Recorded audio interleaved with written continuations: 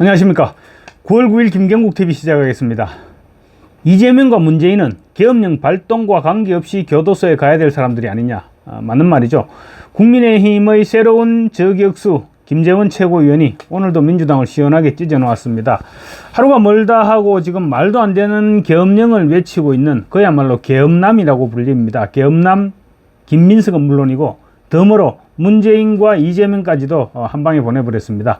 어줍잖게 김민석이 김재원을 건드렸다가 지금 몇십 배로 지금 돌려받고 있는 것입니다. 김민석이 지난주 그랬었죠. 계엄령 선포설과 관련해서 윤석열 대통령이나 한동훈 대표 이런 여당의 핵심들과 같이 토론을 한번 하자 이렇게 제안했습니다. 그러자 기가 막힌 김재원이 나랑 하자. 언제 어디서 누가 사회를 보든 네가 원하는 장소에 원하는 시간대에 원하는 사람이 사회를 보는 장소에 내가 갈 테니까 나랑 토론을 하자. 만약에 어줍잖게 또 뭐 자신이 없으니까 대통령이나 뭐 당대표가 나와야 된다 이런 얘기를 할 것 같으면 앞으로 아닥하라, 아가리 닥치라 이런 말이죠. 아닥하라 이렇게 얘기를 했었습니다. 그러자 김민석은 예상대로 김재원 최고위원과의 토론을 거부했죠. 거부하면서 5.18 망언을 한 사람과는 토론을 할 수 없다 이렇게 주장하면서 여전히 대통령이나 한동훈 대표 이런 사람들과 토론을 하자고 요구했습니다. 토론을 하지 말자는 것이죠. 토론을 요구하는 것이 아니라 공격하겠다는 것입니다. 대통령이나 당대표가 할 일이 없어서 김민석이랑 토론하고 앉아 있겠습니까? 토론도 격이 맞아야 하는 것이죠.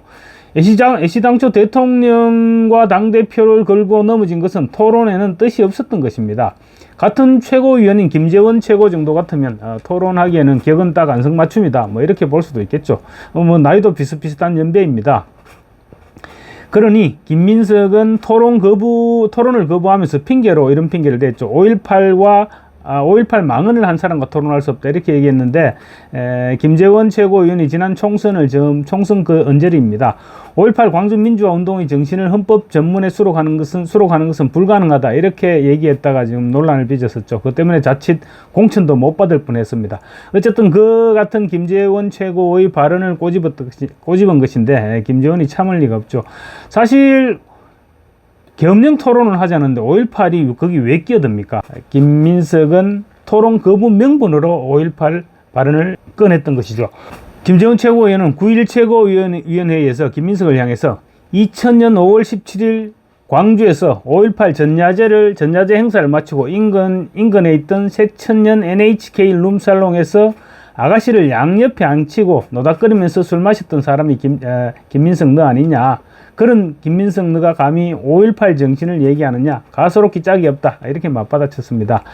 김재원 최고의 5.18 룸살롱 공격은 당시 처음으로 국회에 진입했던 운동권 386들이 5.18 전야제를 마치고 NHK 룸사롱에 무더기로 함께 갔었고 임수경이 그 장면을 목격했다가 현장에서 욕설을 듣는 등 여러가지 논란을 빚었던 그 사건을 말하는 것입니다.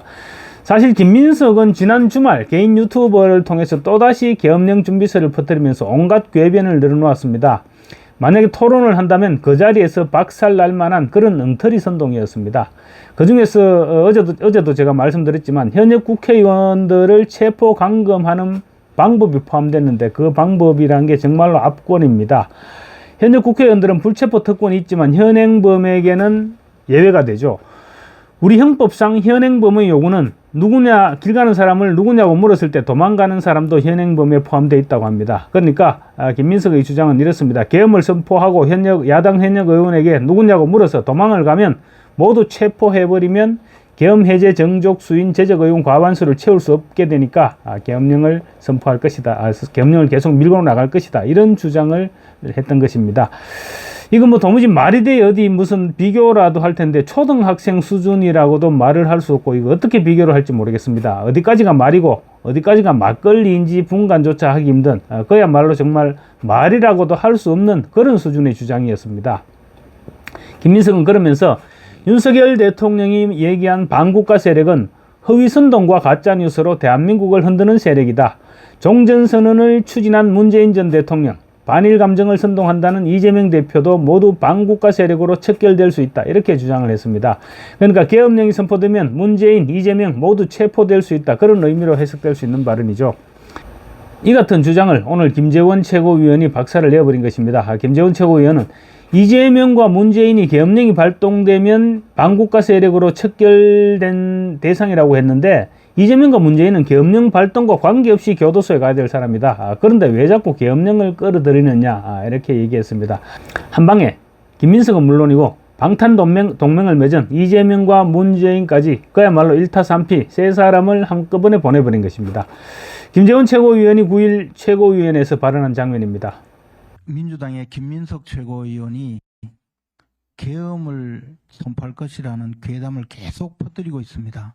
최근에는 토론을 요구하더니 5.18 정신을 거론하면서 토론을 거부한 적이 있습니다.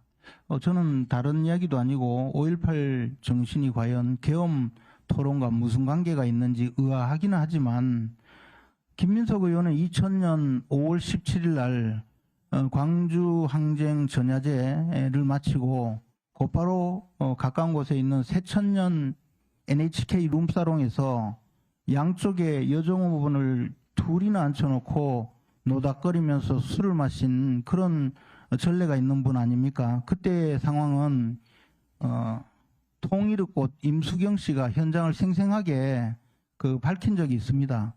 그런 분이 광주 정신을 모욕하고 더럽게 한 그런 분이 지금 와서 5.18 정신을 거론하면서 토론을 거부하는 것을 보고 좀 가소롭게 여겨집니다.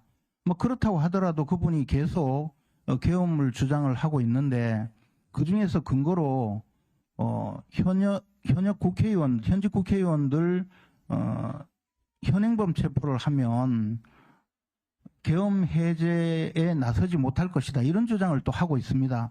그런데 현직 국회의원을 그러면 몇 명을 체포를 해야 되느냐? 헤아려 보니까 43명을 현행범으로 체포를 해야 됩니다.